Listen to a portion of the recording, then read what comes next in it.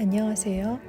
오늘은 국립현대미술관 과천관에서 열린 MMCA 이건희 특별전 모네와 피카소 파리의 아름다운 순간들 전시를 소개합니다. 2021년 국립현대미술관에 기증된 이건희 컬렉션 중 파리에서 활동한 8명의 유명 화가의 작품을 한 곳에 모아볼 수 있었습니다. 이 전시에서 7명의 작가들 피사로, 고갱, 르누아르, 모네, 샤갈, 미로, 달리의 회화 7점과 피카소의 도자기 90점을 볼 수 있었습니다. 이들은 파리에서 스승과 제자, 동료로 만나 작업한 아름다운 순간들로 20세기 미술사의 흐름을 이끌었습니다. 전시장에 들어가서 가장 처음 보이는 작품은 센 강변의 크레인 1875년 고갱의 초기 작품입니다. 이 작품을 그릴 당시 고갱은 증권거래소 직원이었고 전업화가는 아니었습니다. 센강은 파리를 지나 영국 해협으로 흐르는 프랑스 중북부의 강입니다. 센 강변의 거대한 크레인과 그 너머 굴뚝에서 나오는 까만 연기, 아이의 손을 잡고 강변을 걷는 어머니의 뒷모습이 묘하게 대조되면서 19세기 후반 근대화되는 프랑스의 모습을 보여주고 있습니다. 스승인 피사로의 응원은 고갱을 무명의 화가에서 후기 인상주의 미술의 거장으로서의 변신을 가능하게 해주었다고 합니다. 이 작품은 1893년 피사로의 퐁투아즈 곡물 시장입니다. 인상주의 거장 피사로는 파리 근교에 살면서 전원 풍경과 대도시 파리의 모습을 즐겨 그렸습니다. 젊은 작가의 발굴과 지원을 아끼지 않았던 스승과 같은 존재이기도 했던 그는 색점을 찍어 칠하는 기법으로 그 당시 다양한 계층의 사람들로 북적이는 파리 근교 퐁투아즈 곡물 시장의 따뜻한 분위기를 그대로 전해주고 있습니다. 모네, 르누아르는 절친한 사이로 그들은 파리 근교에서 함께 야외 풍경을 그리며 자연의 색과 형태가 빛에 따라 변화하는 순간을 포착해서 그렸습니다. 피카소는 르누아르의 작품에 관심이 많았고 우정과 존경의 마음으로 르누아르의 초상화를 그려주기도 했다죠. 서로의 존재로 서로를 빛낸 그들의 우정이 아름답습니다. 수련이 있는 연못, 모네의 작품입니다. 파리의 근교에 지베르니에 정착한 이후 계절과 시간의 흐름에 따라 시시각각 달라지는 연못을 그린 수련 연작 중 하나입니다. 연못에 흐릿하게 비친 구름과 수련은 마치 솜사탕처럼 몽글몽글하고 달콤하게 느껴집니다. 모네는 이런 달콤한 감정을 불러일으키는 작품을 아이러니하게도 백내장으로 시력을 잃어가면서 작업했다고 하네요. 작가의 고통과 아픔을 통해 우리에게 새로운 차원의 풍경을 선물해 준 셈입니다. 다음은 르누아르의 노란 모자에 빨간 치마를 입은 앙드레라는 작품입니다. 르누아르는 자연의 풍경보다 카페나 무도회장 또는 유원지에서 행복한 시간을 보내는 사람들을 즐겨 그렸습니다. 밝은 햇빛으로 반짝이는 야외를 마치 아지랑이 피는 듯한 아른다른하면서도 자유분방한 르누아르 특유의 기법으로 표현했네요. 앙드레는 르누아르가 즐겨 그린 모델입니다. 솜털 폭신한 공기 속 책을 읽는 모습이 평화롭게 느껴집니다. 피카소, 미로, 달리는 스페인 작가들이지만 파리에서 만나 활동했습니다. 1920년 미로는 파리에서 이미 성공한 피카소를 만났고 피카소는 미로를 물심양면 도왔습니다.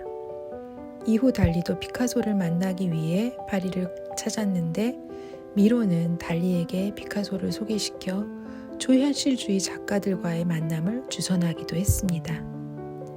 한 사람의 거장이 나오기 위해 주변이 돕는다는 이야기가 마음에 와닿는 순간이네요. 이들 세 작가가 서로 응원하며 각기 다른 예술 세계를 만들어 나갔다는 사실이 뭉클합니다. 이 작품은 투 경기를 즐겨 관람했던 피카소가 만든 도자기입니다. 회화는 물론 도자, 조각, 판화 등 전 영역에 걸쳐 투우를 중요한 주제로 삼았습니다. 스페인 출신인 피카소가 파리에서 활동하면서도 늘 고국의 문화 전통을 잊지 않았습니다. 미로의 1953년도 작품 회화입니다.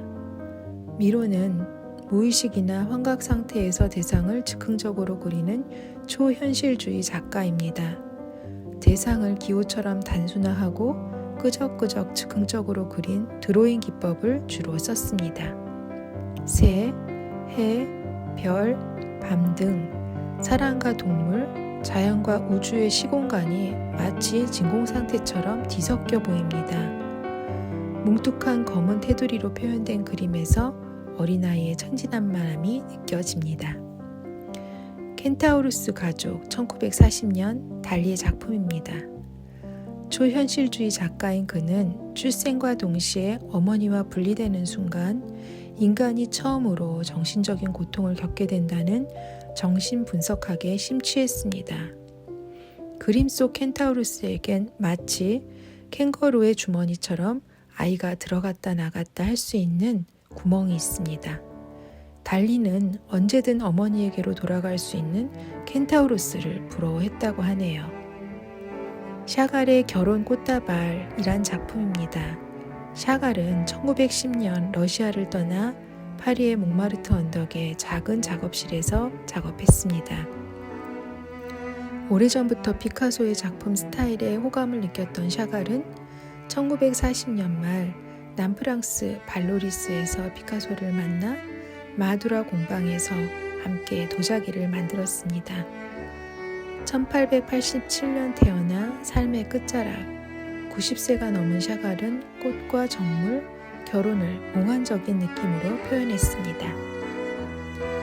사과와 꽃다발 1956년 작품입니다. 샤갈과 마찬가지로 피카소는 염소, 물고기, 꽃 등의 주제로 인간, 동물, 자연이 함께하는 아름다운 순간을 도자기에 펼쳐 그렸습니다. 이번 전시에는 피카소의 도자기가 90점이나 출품되었습니다. 바로 피카소 에디션인데요. 하나의 틀을 만들어 여러 차례 찍어내는 판화처럼 피카소가 만든 도자기를 정해진 수량만큼 같은 형태로 찍어 제작한 도자기입니다. 작품의 뒷면에 표시가 있는데 이는 피카소가 제작한 방법 그대로 도자기를 제작했다는 뜻입니다.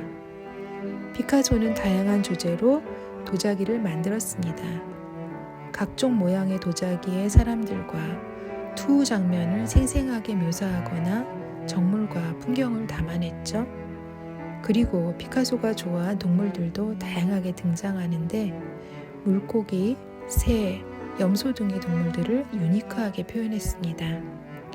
회화뿐 아니라 도예가로서 피카소의 새로운 면모를 발견할 수 있었습니다.